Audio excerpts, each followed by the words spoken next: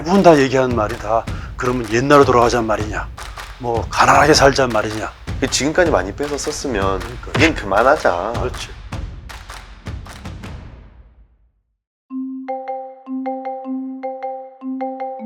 그 60 넘은 사람들, 60, 70, 80, 90 된 사람들이 나서서 이제 환경 문제, 기후 위기 문제를 좀 해결해야 되지 않겠느냐라고 이제 나선 건데, 우리 한국 역사, 인류 역사에 있어서 우리만큼 엄청난 많은 물질적인 풍요와 혜택을 누린 시대는 아마 없으리라고 생각해요. 내가 이 말을 하는 이유가 뭐냐면, 우리 이후 세대는 과연 우리만큼 누릴 수 있을까? 쓰레기라든가 폐기물 같은 경우는 우리 후세대한테 다 넘겨주고 그들한테 처리를 갖다 다 떠넘긴 그런 대가로 지금 우리가 이렇게 누리고 있는 풍요거든요. 그런 측면에서 보자 한다면 어쩜 기후위기를 초래하게 만들었던 것들의 가장 최전선에 우리가 좀 책임이 있다. 어쩜 지금 우리가 누리고 있는 행복이 미래 세대의 것들을 다 우리가 끌어당겨서 뺏어 쓰고 있는 거라는 생각이 들었어요. 미래 세대한테 그런 고통을 넘겨줘서는 안 되겠다라는 생각 때문에 60 플러스 기후행동이 시작했는데, 저희는 어쨌든 그래도 이렇게 나이가 들어서 정년퇴임한 사람이 많으니까 시간도 좀 있어요. 또 벌어놓은 돈도 약간 있는 사람도 많이 있고. 어떠셨어요? 본인은? 지금 제주도 사람들도 대한민국 사람들도 그건 먼 나라 이야기, 아직도 북극 꿈의 이야기라고 생각하는 경향이 있는 것 같아요. 근데 해수면 상승으로 제주도는 벌써 피해를 입고 있거든요. 제주도 바다 심각하죠. 네, 심각해요. 지금 용머리 해안 아시죠? 네.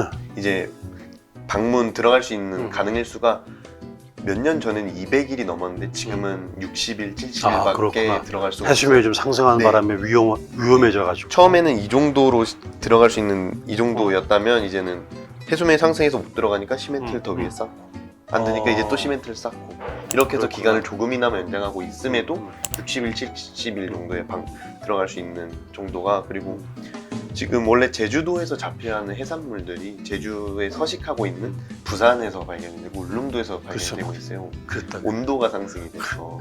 그 해녀들이 이렇게 바다에 네.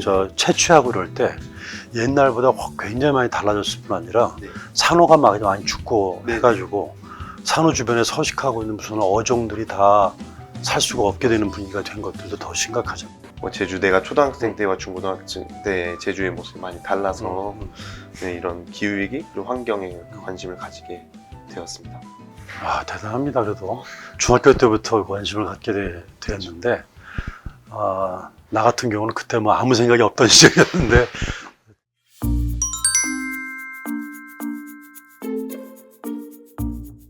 (2019년 6월 6일) 날 제주도청 앞에서 우리 청소년들에게도 물어라, 청소년의 미래다, 숲을 자르지 말아달라라고 하면서 우리도 제주도라는 제주 청소년들 결성 조직을 선포하는 기자회견을 하고 이제 공개적으로 도지사 면담 신청을 하면서, 도지사 면담 안 받아주면은 나 결석 시위하겠다, 그레타 툰베리처럼 일주일에 한 번씩 학교 안 가겠다, 이렇게 발표를 했었어요. 근데 이제 그 다음에 이제 학교를 가니까 교육청에서 학교를 전화가 왔더라고요. 모든 학교로, 참여했던 학생들의 모든 학교로. 그래? 그러니까 이게 긍정적인 면인 줄 알았는데 알고 보니까 교장 교감 선생님들한테 다이렉트로 연락이 가서 학생들이 참여하지 못하게 하라고. 학생들이 기자회견하고 지금 학교 안 나가겠다 하는데 너네 뭐하냐? 그래? 학생들에게 주의를 줘라. 그래? 해서 뭐 어느 학교는 직접 교감 선생님 혹은 교장 선생님한테 불려가서 혼난 학생도 있고요. 세상에. 혹은 그냥 담임 선생님, 그러니까 교장 선생님이 담임 선생님한테 하달해서 주의 줘라 해서 주의반도 있는데 예. 저희 학교만 안 혼났거든요. 그래요? 그래서 왜지 생각을 하다가 최근에야 들었는데 선생님들이 교장실에 갔대요.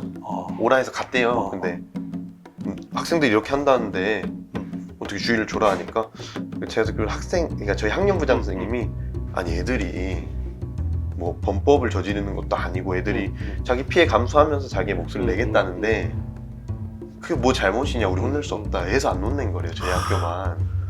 참 훌륭한 스승 밑에 맞아요. 그때 훌륭한 제자가 지금 그렇죠.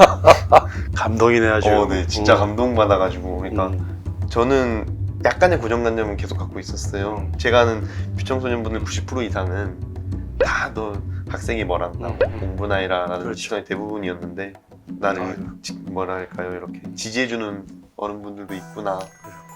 그게 제일 기억에 남는 에피소드인 것 같아요.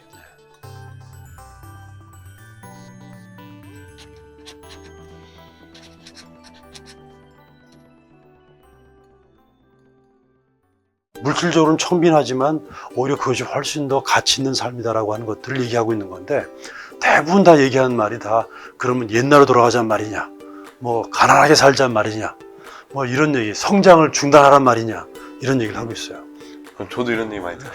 옛날에 이제 저희 또래 애들은 옛날로 돌아가자는 게 버스 타고 제주시면 너 걸어와야지, 자전거 타고 와야지 않냐, 이런 얘기도 많이. 진짜 당황스럽죠. 저희가 말하는 게 아까 말했던 것처럼 건물을 다 부수고 숲을 만들자가 아니잖아요. 지금까지 많이 뺏어 썼으면 그러니까. 이젠 그만하자. 그렇지. 그만하자.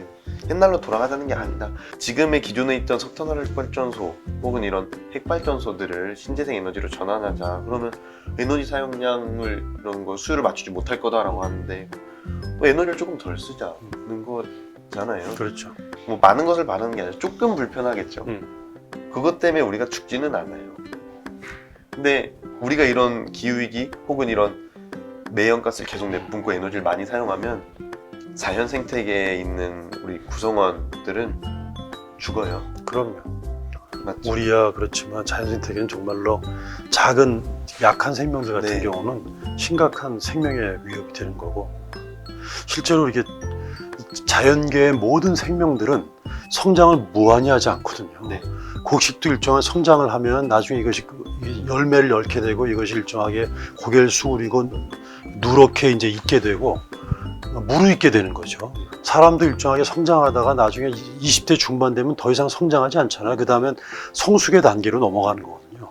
그러니까 성장이 일정의 단계에 이르게 되면 그 다음에 성숙이나 무르익는 단계로 넘어가야 되는데, 근데 지금 우리 경제라든가 물질적인 풍요는 무한히 성장을 계획하고 있고 최종 목적지가 없이 성장하고 있는 거거든요. 이건 대단히 심각한 문제인 거예요, 사실은. 그러니까 어쩌면 지금 매년 3%씩 성장을 하게 되면 23년마다 지금 현재 우리가 쓰고 있는 자원을 2배를 더 쓰는 거거든요. 그러면 50년 지나면 4배를 쓰는 거고 100년 지나면 20배 정도를 더 쓰는 거예요. 지금 딱 이 자원이라고 하는 것은 일단 한정되어 있기 때문에 이걸 파헤쳐 쓰게 되면 결국 미래 세대들은 쓸 게 없는 거기 때문에 결국 미래 세대의 가능성과 그들의 삶을 결과적으로 죽이는 역할을 하는 거죠. 어땠어요, 본인은? 그 영화 지오스톰이라는 영화가 있는데 혹시 아시나요? 네, 봤어요. 그러니까 그것처럼 기후를 조작하면 되지 않냐? 음. 날씨를 과학기술로 조작해서 기후위기 늦추면 되지 않냐라고 말하는데 내가 상상력이 풍부한 건지 천진난만한 건지. 잘 살고 잘 살려고 하는 욕망은 포기하지 않겠다는 거잖아요, 그죠? 그건 그대로 가면서 네. 거기서 부작용은 기술로 해결해야겠다는 거잖아요. 뭐든지. 그러니까. 근데 그 기술이라고 하는 건 하나는 해결할지 못하겠지만, 해결할지 모르겠지만 그걸로 인해 가지고 더 많은 문제를 야기시키게 되고 어쩌면 지금 당장 해결할 시간을 오히려 놓쳐버리는 역할을 하기 때문에 나중에 더 심각해지게 되기도 하죠.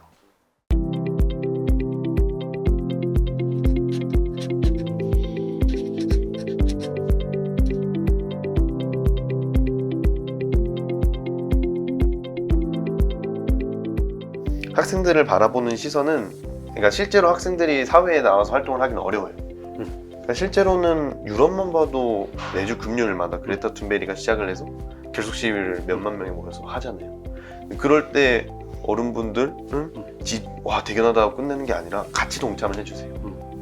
그러니까 막 우리는 실제로 그냥 피해 당사자인 걸 보고 그걸로만 봐주시면 되는데, 이제 그리고 아직도 청소년들이 미성숙한 존재로밖에 치부되지 않는구나라고 느낄 때가 있어요. 그래서 그냥 학생이라서 멋있다가 아니라 그냥 이런 목소리를 내니까 멋있다라는 시선으로 바라봐주면 좋지 않을까라고 늘 생각을 하고 있습니다. 자꾸 임의로 사회가 이 기간 동안 청소년 기간이고 공부해야 될 나이라고 규정함으로 인해 가지고 이 기간에 어떤 이제 학생들 같은 경우엔 다른 사회적 발언 같은 것들을 하는 것들을 사람들이 굉장히 좀 이렇게 용인하지 않거나 어색하게 생각해서 아마 맞아요. 그런 거라고 보여져요. 근데 실제로 지금 모든 사회 운동이나 운동은 당사자 운동이 중요해요.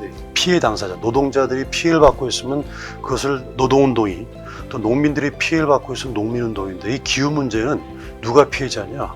저는 지금 우리 나이 젊은 청소년들이 피해자입니다, 심지어. 그렇기 때문에 어쩌면 피해자 운동이라고 한다면 지금 어쩌면 지금 청소년들이 바로 당사자인 거기 때문에 마땅히 해야 될 일일 뿐 아니라 어쩌면 어른들도 본인들이 마음을 참여하고 같이 도와주고 함께 해야 될 거라고 생각이 들고요.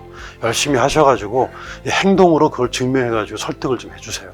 맞아요. 실제로도 이제 시선이 좀 바뀌어야 할 때가 오지 않았나? 라는 청소년들한테 물어야 할 때가 오지 않았나? 이제 그렇게 생각을 하고 있어요.